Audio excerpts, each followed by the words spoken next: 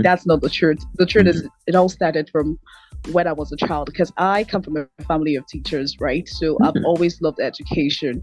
Okay. But when I was in secondary school, even primary school, I struggled a lot in school because I learned differently.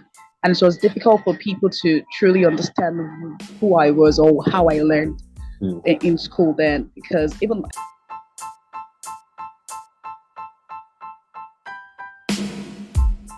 Hello, everyone. Welcome to the Let's Talk Education Africa podcast. We have the immense pleasure of hosting a true luminary in the field of education in the person of Adeola Adefemi. In this episode, we are diving deep into the fascinating journey of Adeola. It was a real joy researching on her. She has the Global Teacher Prize ambassador. She's the Global Teacher Prize ambassador. She's the best teacher in Nigeria and the Lagos State's best teacher. Not to mention being recognized as a JCI Outstanding Young Person in Nigeria.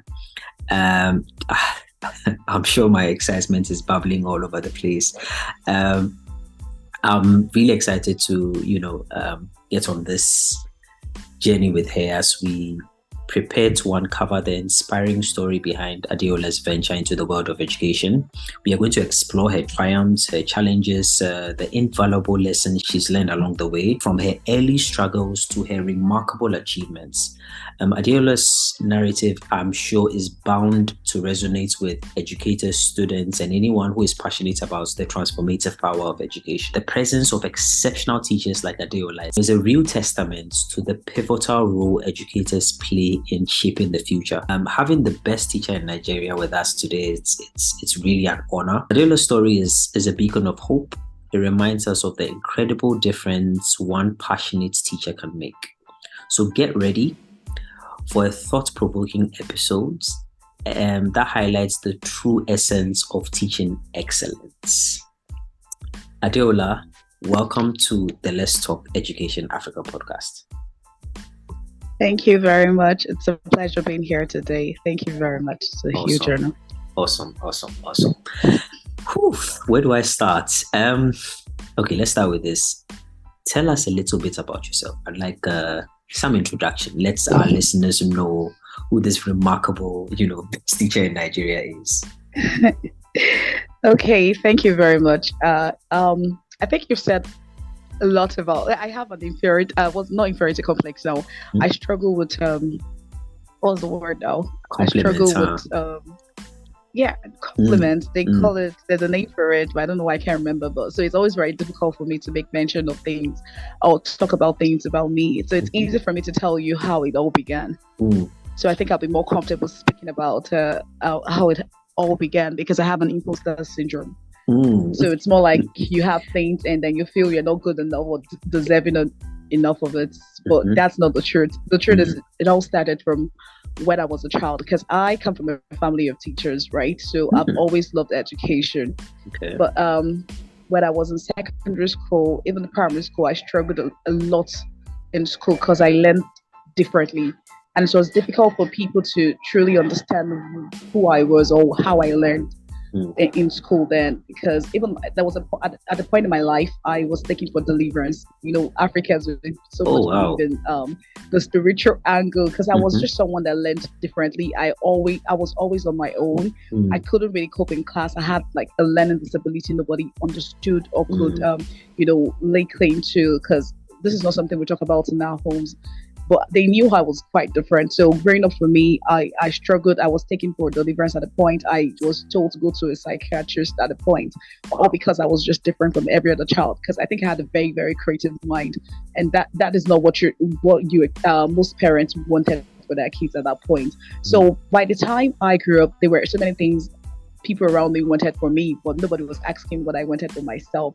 But everything came into. I think everything happened for a reason. But the clarity came when, after reading, because I my first degree was in English language, so I went for there's this compulsory national youth service corps we have in Nigeria, and I was deployed to a school in the north. And I think one day I don't know what happened. I wanted to step out for something, and I was almost lynched by out of school children, and that was where the Eureka moment happened, and I knew that I need to be in the education sector. And I don't just want to be like a regular teacher. I don't want to be the regular teacher. I want to use the experiences I had as a child and the experiences I also have now as an adult to, help change whatever it is I feel it's wrong with education. So as a teacher, I'm not in the classroom to be your regular teacher. I'm not in the classroom to judge you, judge my students or see them as just people in uniform. I want to see them as humans that have feelings, that have differences, that they have the diversity, not in the lines of religion or not in the lines of tribe alone, but diversity even in learning. I think so. Whatever it is I do, the resources I use in my classroom, the assessment I use, they're all geared towards making life better than what I experienced as a student.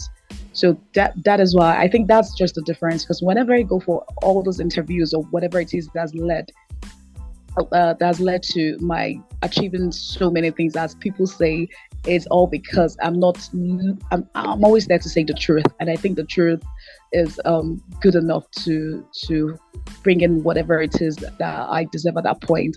And the truth is, I'm not just an educator. I'm not there because I want money. I'm not an educator because I want money. I'm there to change what I experience. I want the students around me. I want my students to experience or have a better experience than what I had as a student. So I think that defines me more. And it has been an avid, all the projects I've deployed, all the projects I've convened, all the projects I've done are in line of all this. I just want to make life better for my students. That's basically, I think that defines me. I mean, I'm listening to you, and it's a question I really like to ask, any guest I have on, and I'm realizing day in, day out how Steve Jobs quotes that states that you cannot connect the dots looking forward. You can only connect them looking backward. So you have to trust that the dots will somehow connect in your future. And this is the first time having this conversation with you, and I'm getting an inkling into, different instances, growing up that sort of shaped the sort of passion that you have for education. And I mean, throughout what you've just said in describing briefly, who you are, I'm just getting one word is standing out to me, which is transformation, right? You just stated a few seconds ago about the fact that it wasn't about the money, it wasn't about, all of those other superficial stuff. It was about the fact that based on the experiences that you've had, I'm sure somebody will listen to the deliverance part and be laughing and bursting out to laughter. But I mean, it just goes to show how education across the continent is taking, certain leaps and bounds from some of the experiences that we might have had or many other people might have had, It's really awesome. I'm looking forward to getting to know you more. Can you share a memorable teaching experience, right, that has had a significant impact on your perspective as an educator? There are so many. I'm even trying to think of which one to say first. Okay, but let me speak of the one that actually changed everything for me. In 2016, I started teaching officially because I had other schools I was teaching prior to my getting the job with the Lagos State government. So I started teaching officially in 2013, right? But I was deployed to a school in 2016, and I remember going to that school. And the first time, when I got there, what I saw that day, I think I started shedding tears because I felt, why would I be brought to a school like this? It was more like being punished for something I didn't do, because I was coming from a school that was relatively okay. I mean, in terms of their access to resources, in terms of normal the quality of the teachers and the students. I mean, so I would call this new school an underserved school. There were so many things wrong with the school, ranging from the environment and down to the type of well, I don't want to use a negative word, but the energy and the vibe I got there. So on the very first day I got to the school, I remember being mocked by the students. These were students that had no love for school, no passion for school. They were literally forced to come to the school. Most of them are breadwinners. Most of them were, because I think I will use more of were now because they've stopped that now. Most of them were breadwinners. Most of them were sleeping in the market. Then from there coming to the school, that kind of vibe, energy, and experience is not the right one for any child at any point anyway. So when I got to the school, I remember looking at the students and they started laughing at me. They started giving me funny names and I had to join them. When you can't beat them, I had to join them in laughing at myself because there was no way I was getting the class controlled if I go the other way. So I remember telling the kids at that point that I know that most of you are not interested in school and I know most of you are afraid of what the future holds, because in Nigeria, education is free, especially in the Southwest. Education is free in the primary school, education is free in the secondary school, but when you get to the tertiary institutions, you have to pay for yourself. So for them, it was more like, I do not have this money, so you're just forcing me to do what I don't want to do, because obviously, even if I put everything in this, the future doesn't hold anything for me. So I think that energy was what they brought to the school. And I remember telling them that I don't know about you. I'm ready to help you. All I need is for you to just give me something to work with, and trust me, give and take 2 years, everything will change for you. They doubted me, but I was ready to do everything. I was ready to go over and beyond for them. I would literally go to their houses. I was walking to their houses every day, getting them food stuff, because these kids were not even eating at that point. They were coming from homes that I remember going to their homes, going to their environment, and I can't even put in words what I saw. So at that point, I was ready to get everything for them. I was getting provisions in school, put in my office, so they knew they could get things to eat, get water to drink, or what have you. And gradually, I had to use their strength to help their weakness. Academically, they were struggling. In fact, they were called low performing.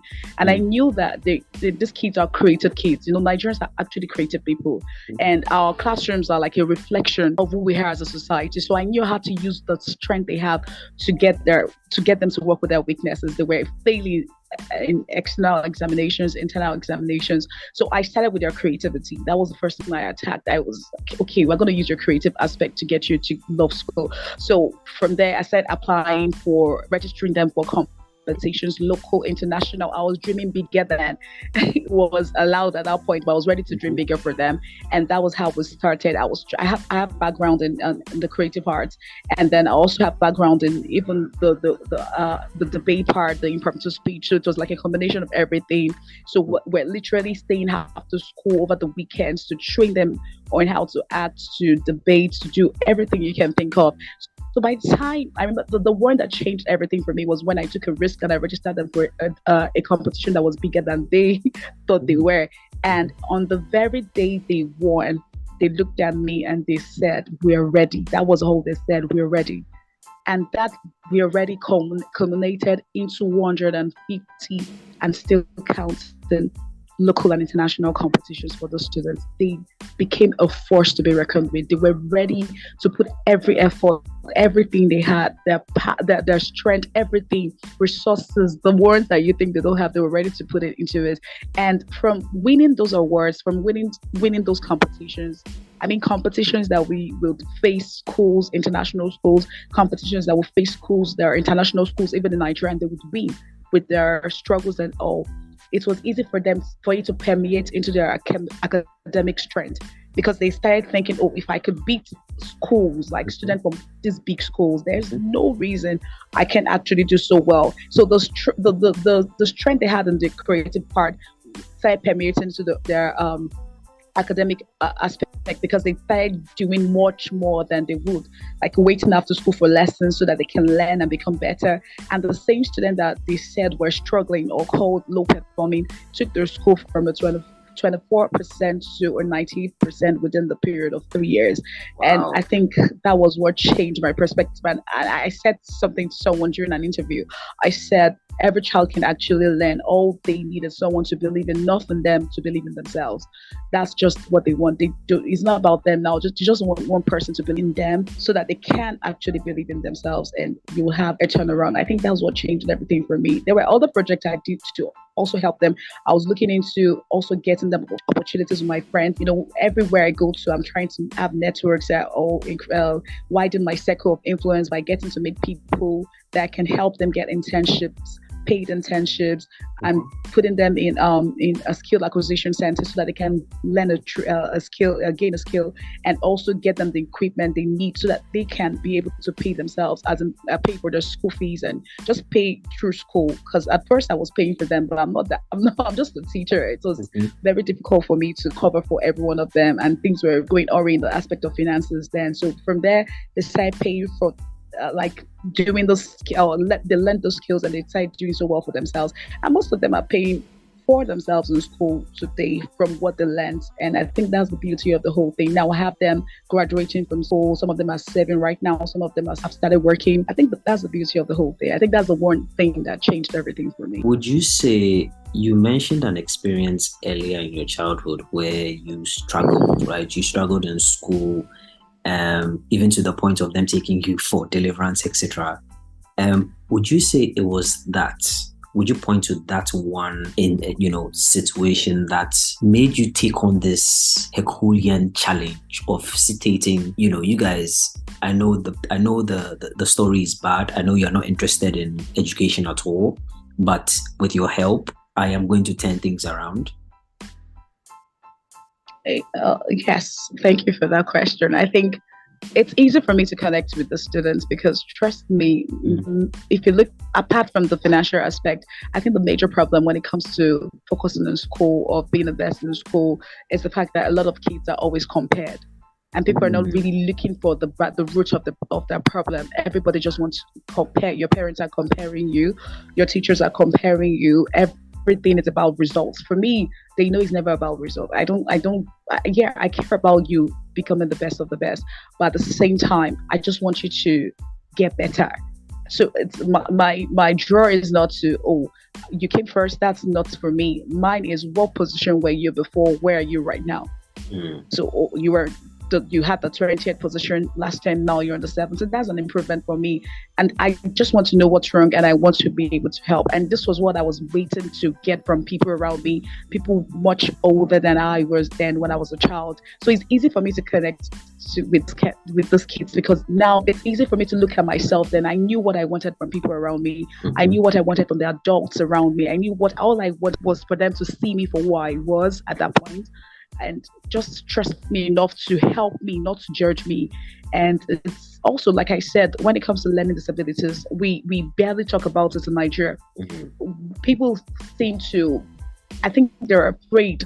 They see it as a problem.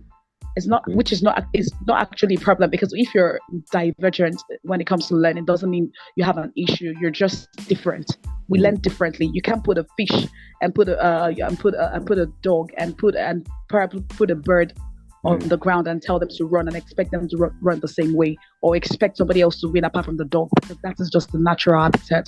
So that was what I wanted from people around me at that point, to note that I don't learn the way others learn. I have a different way of learning. I learn in a different way. Just, you don't have to accept it totally. You just have to respect me enough to see that this is how I learn and be ready to help me. You don't have to be me. I wasn't expecting them to be me or to see from my angle all the time, but just to know that I'm trying my best. My best may not be enough, but I'm trying my best. So it's easy for me to help these kids, and it's also easy for them to connect with me because they know I'm not there to judge them. I'm just there to help them. How can we make you better? So it's easy for them to tell me their struggles. I've had students try to commit suicide, and I'll be the first person they talk to about it. It can be very frustrating when you're neurodivergent, when you're different from other people. It can be very difficult trying to explain to people that are not even ready to listen, not because they can't hear you, but because they're only listening to judge you, not to understand you. So it's easy for me to connect with these kids because I've been through that, and I'm grateful for the experience. Probably if I had not had it, I would have been like the regular teacher too. So I think that's why it's easy for me to connect with this kid, basically. Remarkable. Certain things are popping up in my head. So there's the aspect of a structured curriculum, right? Then there are timelines. Yes. So if you are in let's say grade 1, you're only going to be there for a year, right? Sure. Aside your experience that allowed you to connect to these students, right? We have these restrictions of the things that I've just mentioned. What else made you dig deeper to want to transform the whole situation? Because it's difficult. Could you give us an idea of the number of students in your class at that time? Sometimes I have 90, sometimes I have 200, I have less. It varies. So it's always changing, depends on the class. Okay, so sometimes I have less, sometimes 60 as well. It was varying numbers, but they were quite large numbers, right? And Sure. then you had the, if you like, the restriction of what the curriculum wants you to offer, and then the time. And then the thing is with the time. So a lot of teachers potentially do not have patience to, cater to the individual needs of the students because, well, this is the script we have been given. This is what I'm supposed to cover within this period. And so I'm just going to roll it out. If you're able to cross that red line, yay. If not, you're going to maybe repeat the class, or I don't know, whatever structure the school has, you're going to be kicked out if you do not reach a certain mark, and so on and so forth. Aside from connecting, how did you navigate that aspect? Okay, thank you. Like you said, you've said it all. You said patience. I think a lot of people do not have the patience. I think that's what I am. I'm not perfect, right? And I also know how to delegate, and especially when it comes to my students. Now, you have a very large class. Not everyone will be neurodivergent. So if you have a large class, I work a lot with collaboration. I believe so much in collaboration, especially amongst the students. So it's more like I put them in groups according to their strength. In every group in that class, there are people that academically they're strong. In the definition of academics in Africa or in the world, they're strong. There's some people that are actually very good at using their hands, like psychomotor, the aspect of psychomotor. And there are people that, when it comes to affective emotions, so I put them together in the group and I tell them, whatever it is that you do, whatever assessments I want to give you, you're doing it together. Now, the thing is, you're doing it together, and I could call on anybody. With this, it's easy for them to come together and try to help one another. So it's the child is not thinking of one person, he's not thinking about himself, he's thinking about everybody in that group, and they're all coming together to help one another. So it reduces the workload. So by the time I'm taking so many things into consideration, like I give them tests on writing, I teach a few how to write, and then I distribute them into the class so that the ones that will help the other ones. So if you're patient enough, and it's not just about the patience now, the collaborative part of you too. If you can find a way of helping these kids, collaborating with these kids, because the idea of being a leader is not to create followers, it's to make more leaders. So you want more people like you or better off than you are. So you're giving them this, you're delegating this to the kids. And now what I should do, or what I would do with 200 kids, I'm only doing with maybe like 20 or 30, and it is resonating in the classroom because everybody is involved. So they know that it's not just about me, I'm helping so from the class that, the handwriting was really bad, before you know it, almost everybody in the group has good handwriting. Almost everybody is speaking well, something that would have taken me maybe 3 years to do, because I'm not just about the inside the classroom. I'm also following up with them outside the classroom. We have the technology to help with that. I have Google Classroom to put them together. I'm checking up on them on Google Classroom to see their strength. You can even, with assessment, you're saying, are they improving? Are they getting better? We have the AI tools to do that, which makes it easier for me today. But basically, I think it's a collaboration that's been very helpful. And it's not, education for me doesn't stop in the classroom. I want to know what happens. I want to have advisory with you. And how do I do to make it very easy for myself? All I have to do is delegate, and they're collaborating. I'm delegating, they're collaborating, and maybe a few are reporting to me, and everybody's getting better. So that's been really, really helpful. And for the part of what happens, that we call the scheme of work, and you just have to find time to make time to, or find time to make time, and make time to find time, if there's something like that. So it's basically you looking beyond the classroom, because our peers are never enough. I take English, and that's a whole lot. In a week, I know how many topics I have to cover. Then that's where you have the extension of the classroom, which is the technology. If you can integrate technology, there's so many platforms to do this. You even have the low-cost ones like WhatsApp groups. So they are, and make it as interesting as it is, because I have very low attention span, and I know many of my students have low attention span. So it's easy for me to know, these are the ones that we use. So it's synchronous, asynchronous, and people are learning at the same time. Do I have the 100% every time? No, I'm not craving for the 100% in as much as my students are getting better every time. I think that's what is important to me. I'm not looking for 100% all the time. That would be a miracle. And no, that would be called magic.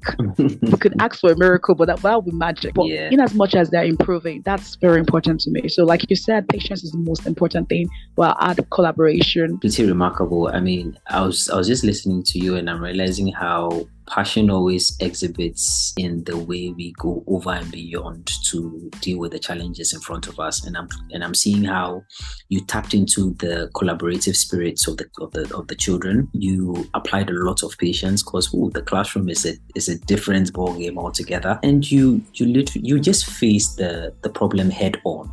You were clearly keen on seeing some sort of transformation. So being recognized as Nigeria's best teacher is a pretty remarkable achievement. Could you go into detail as to what you did, including some, I don't know if it was some teaching methods you rolled out, some creative process or blueprints that you rolled out that led you to getting this recognition? Oh, okay. Thank you. Let me start from because before you can become the best teacher in Nigeria, you have to be the best teacher in your state, right? And so it started from the best teacher in my state. And like I said at the beginning, I think the only thing I did right is to say the truth, like tell your story. You can never go wrong with the truth. And that's to tell your story. But what's that unique thing about the story? I think the most unique part of it is the sacrifice. I think for every interview I've gone for, best teacher in Africa, best teacher in Nigeria, best teacher, global teacher, it's always about the sacrifice. It's always very obvious. And when I start talking about my students or my story, it's always very obvious that I'm passionate about the students, not just education, very passionate about the students. You can't tell a lie. The students they're not a means to an end. They're the end itself. So it's always very glaring when you are passionate about this kid. And this is what will propel you to do whatever it is to make their lives better. So whenever I go for these interviews, that's one thing I know has stood me out: the passion for teaching, passion for the students most especially. And then number two is the fact that I'm not a complainer. When people see problems, I don't see problems. I see success, and how this is not me being generic or what have you. This is me seeing it the way it is. I really don't see problems. Whatever it is people call problems, I'm thinking of preferring solutions to the problem. I don't like complaining. I find it very difficult complaining because it's just cliche. It's to me, you're saying what everybody is saying. What makes you're ordinary? What makes you extra? What gives you the extra on your extraordinary? That thing you do. So when I see problems, I'm not looking at it as problems. I'm thinking of, okay, how can we resolve this? And it's from resolving this that you have project that will stand you out. You're resolving it. You have project that will change the lives of the students and also change your own life. Because I was doing it. I started teaching in 2013 officially, and I've been doing this. I started winning in 2019. A long period, that 2013, that was 6 years after. I was doing it because I enjoyed what I was doing, and I was resolving for every problem I noted. I was thinking of a solution, and from the solutions, I was getting successes. And so it's this result that gave me this. So number one thing I would say is the passion for the student should be very evident. You can't steal that. You can't pretend with that. It will be very obvious. It will be very glaring. That's number one. Number two is your leadership. I think leadership for me, and what is leadership? Leadership is resolving problems, getting people to come together to solve a problem. That's just basic leadership. So if there is a problem, it's not you to stay there complaining. You are the regular person, you're like every regular teacher. Every teacher goes to school, and every teacher can also complain. But what makes you different is when you try to solve the problem and make life easier for the students you teach. That's number two. That's leadership. So by the time a leader would prefer solutions, and not just himself by ourselves, but with people. So if you have those leadership qualities, that's also an added advantage. And number three is the fact that you follow. I feel I do follow up with my students. It doesn't end in the classroom for me. So they're always surprised when I tell them these are the things I do outside the classroom. Because when every other teacher comes in, probably they're talking about just the classroom. But mine, there's an extension of the classroom. I build genuine friendships with my students. You need to see me and my students. You would think they were family members. I want to know what's going on in their lives. Even after school, I want to follow up with them. I think that's also something that is that's maybe unique in a way. So all those three with other things, incorporating technology, those are, by the way, three major ones. I've said it and I would repeat it, is the fact that you have to have genuine passion with those students. Number two is leadership. Leadership covers a whole lot of things. Yes, it covers a lot. You're resolving problems, but you are collaborating with your colleagues, collaborating with your students to resolve problems, and creating more leaders, not just having followers. And the follow-up, you could add every other thing. I think those things have actually stood me out or helped me in a way. And of course, the favor of God, timing of God. There's time for everything. There's time for everything. The first 6 years, I was doing it because I enjoyed what I was doing. I wasn't forced to do it. So if you actually don't genuinely like what you're doing, if the rewards are not coming, you will get disappointed. For every time I got rejected because I mean, never win or lose, just win or learn.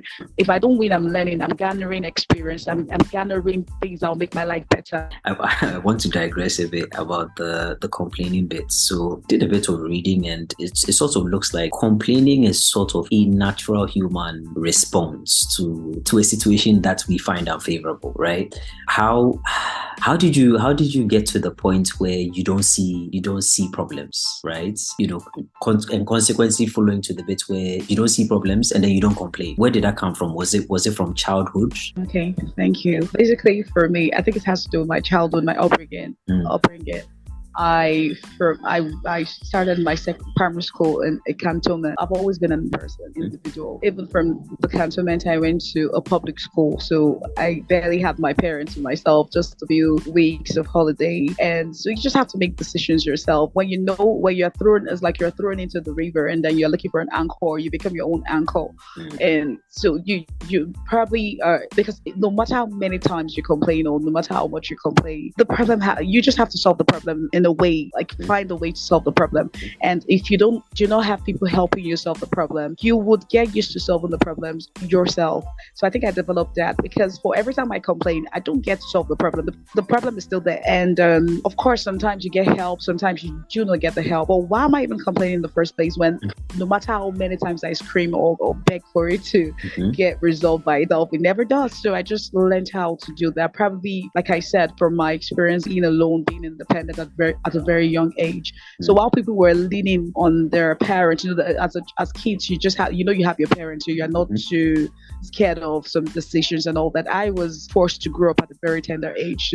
So and then as a child, so I felt at a point, my parents are one of the most wonderful people in the world, but at a point I felt like I had no voice. I felt lost. I felt, because like I said, when you do not know your place, or when you feel, what's that word now, when people do not really understand you, it seems like you're alone. Yeah, exactly. So at the point, I just had to start relying more on myself, and part of relying on myself is to get things to work for myself, so I can at least move past whatever it is I have in front of me. So that was where I learned that from. So I'll say it came from there. For any of our listeners, who is paying attention, to be able to get to the top of the top in terms of teaching, you clearly have to have some passion. The passion has to be there for education, one, and then for the kids too. There definitely has to be leadership. I 100% agree with you with the concept of leadership. It's solving problems, period.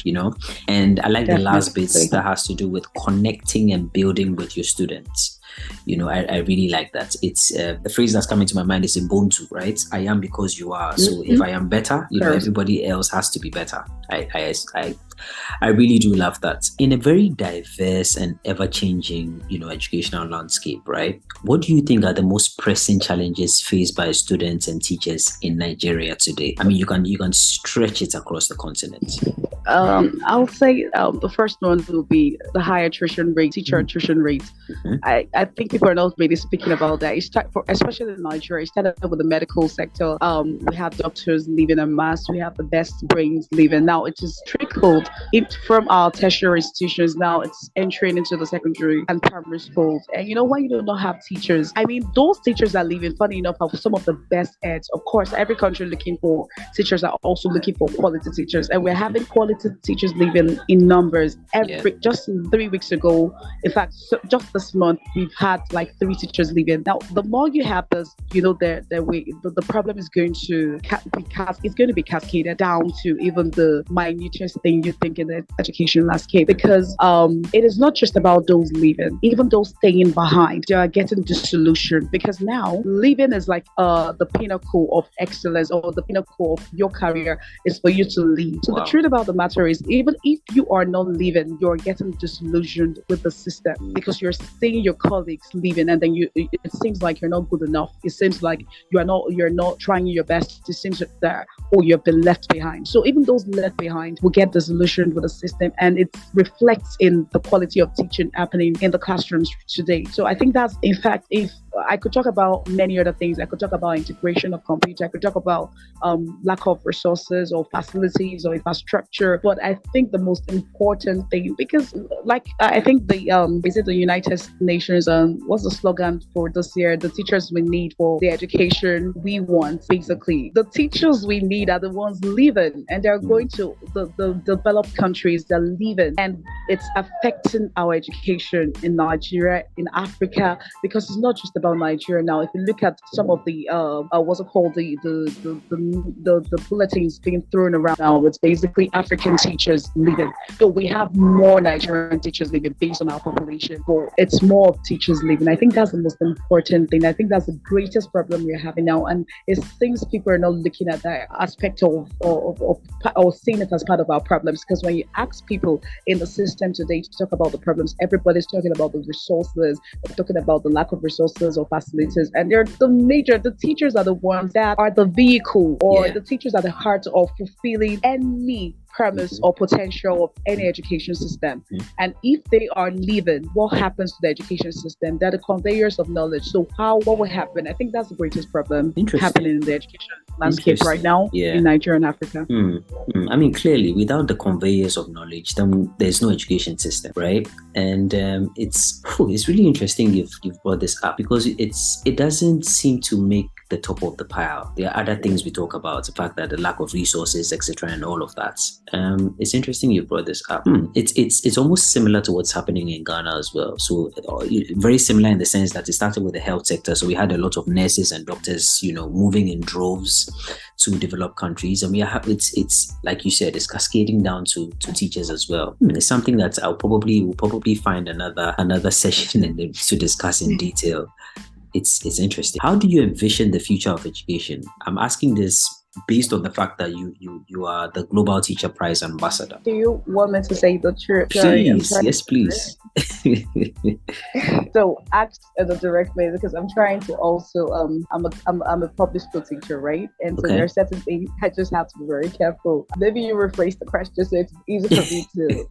Okay, let me ask it this way. You without giving. Don't worry. Okay, so okay, let me put it this way. So as the Global Teacher Prize ambassador, right, you are not just influencing education in Nigeria, right? You are also influencing education on a global scale. So how do you envision the future of education, especially regarding the integration of technology and traditional teaching methods? Oh, I'll say this is much better to answer. I thought I'm looking at the policies and all that. I was about to launch into the policies, but I know I also have to be very careful what I put out there. But for the future of education, I think I see more blended learning happening right now.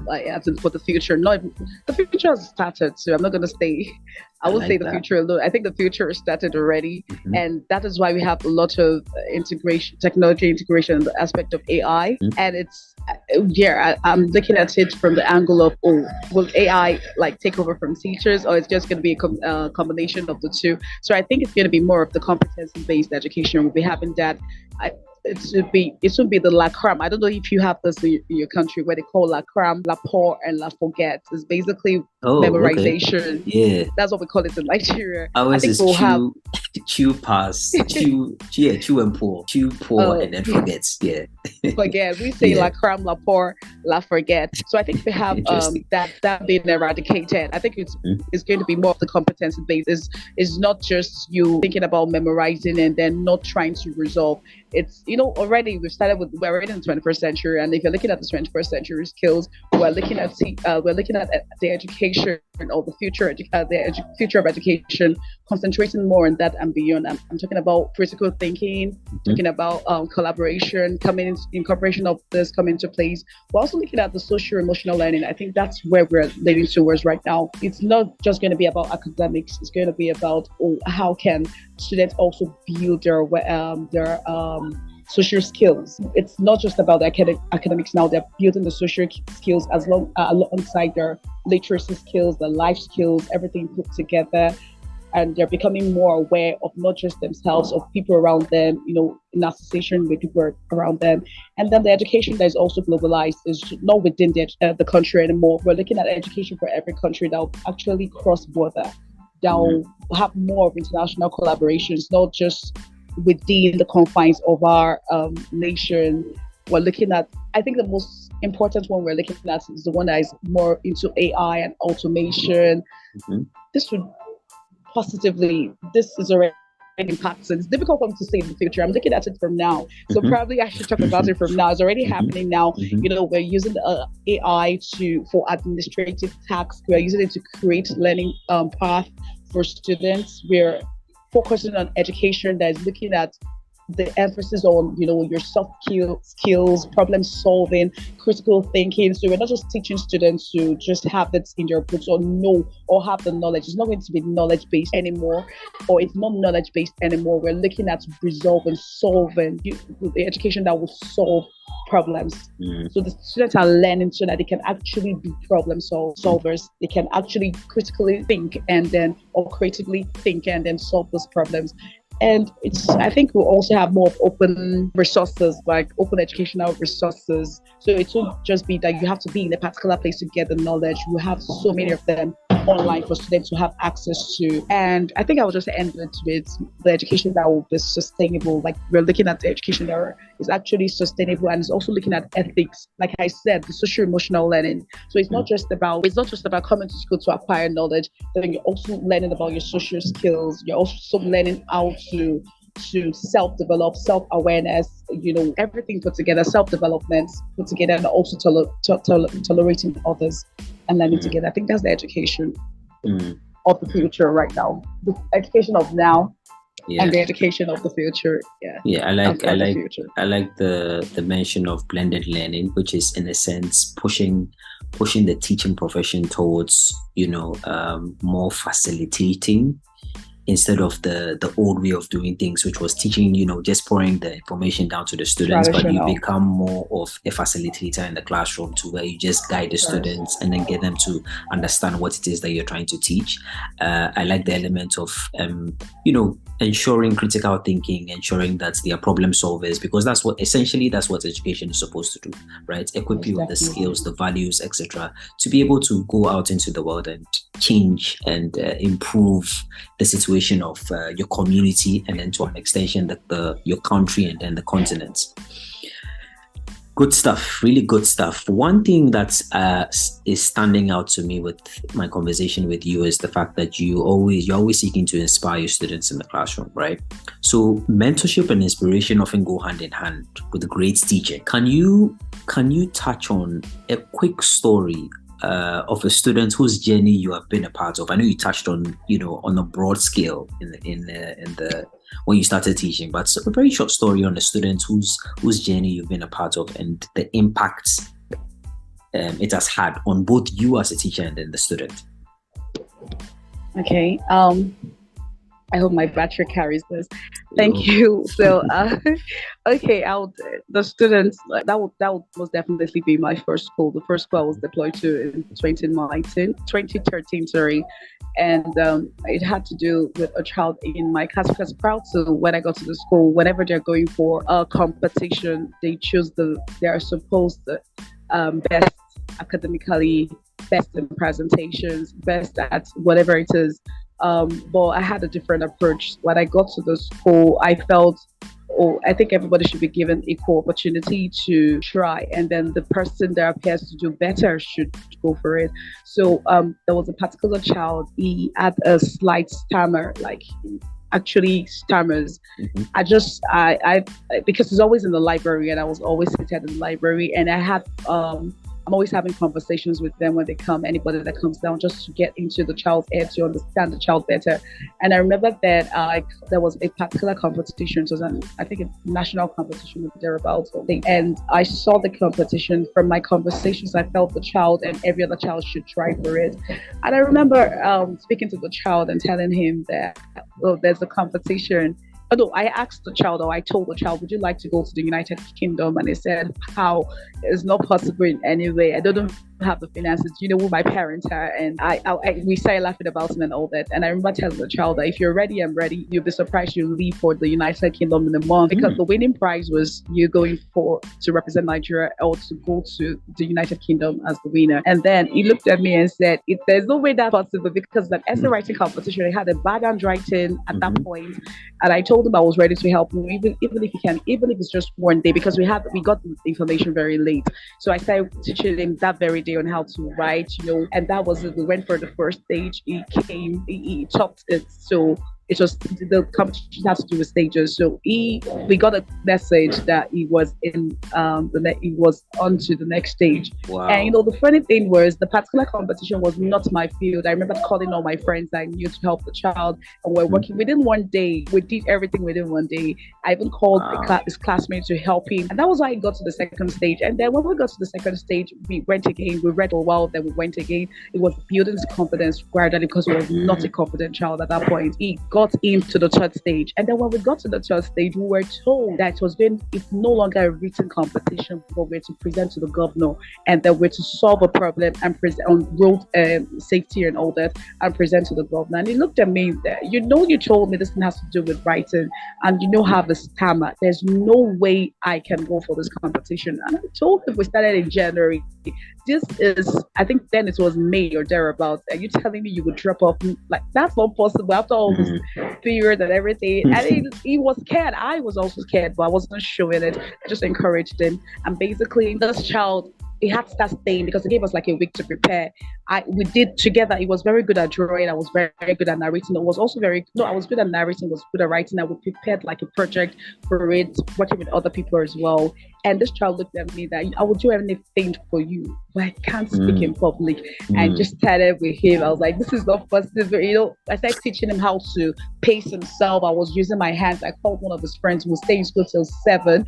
I would teach him how to pace his words, to use clapping method in his brain, to calm himself down, to swallow, different methods, different strategies. Wow. I was so afraid for him, because I know that he was putting so much effort, and any disappointment can break him and take him back to square one. And I wasn't ready for that. So we're working with him after school every day until the day of the competition.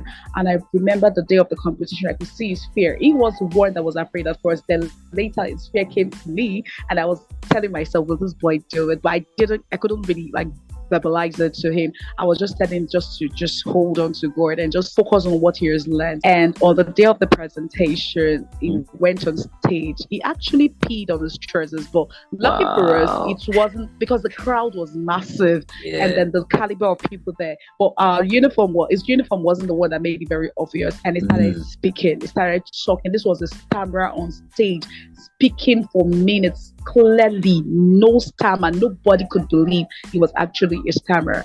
And on that very day, he won the competition. And the next week, he left for I think a week after, went to the United Kingdom. And when he came back, in fact, before he left, this was a boy that was very playful, that was not really interested in do any activity in the school, just basically do what he wants to do is go and leave. On the day he was leaving, I saw another competition. I called him, I called his friends. As he was leaving, he submitted his essay to me before I left for the United Kingdom. I submitted the essay with those of his friends.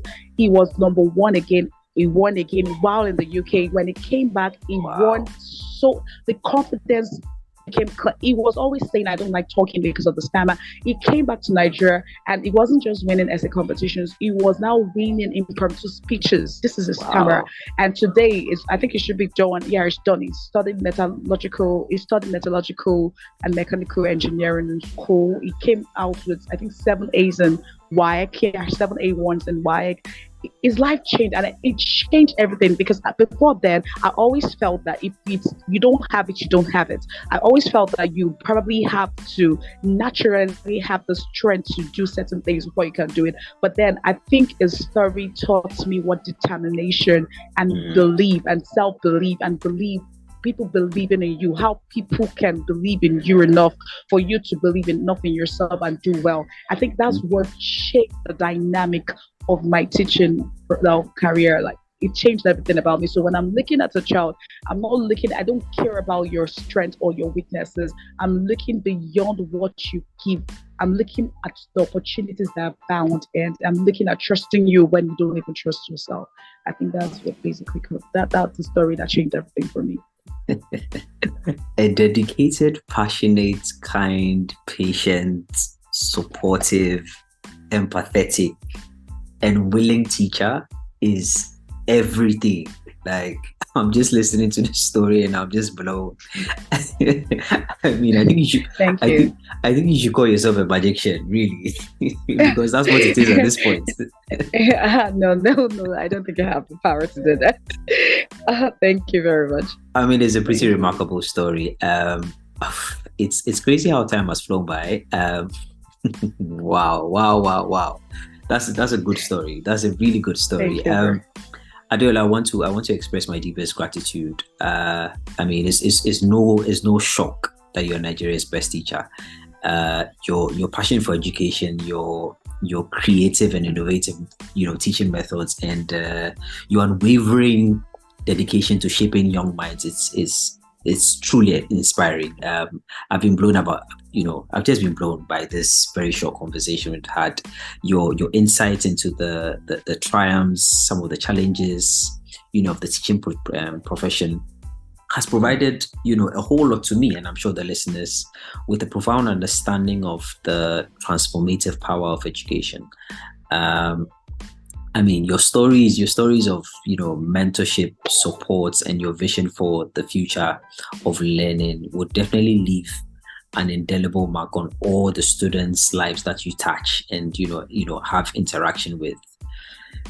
Thank you so much, Adeola, for sharing your life, your invaluable insights on education. Your presence here today, really, it has enriched our podcast and undoubtedly inspired countless of individuals who I'm sure are listening to us about the transformative power of education. Thank you so much for joining us today. So I wish you all the best. Keep impacting lives, keep, spreading positivities, keep, being that wonderful teacher that all of us wish we had and, have. Thank you so much for joining. Thank you so much. I should also say that actually this is one of the interviews that it was easy for me to be myself. Like I said, I have my own learning disability. I tend to I have a very low attention span, so sometimes I get to muddle my words up. But it was this is the first interview that I had a good grasp, and I'm not rushing my words. I feel I'm not rushing my words, and so I guess it's from your personality. So I want to say a big thank you to you too. Thank you so much. Thank you. I really do appreciate that. Have a wonderful day. And you too. Thank you very much. Bye. All right, bye. Bye. Listeners, thank you. Thank you for joining us as we had this really insightful interview with Nigeria's best teacher.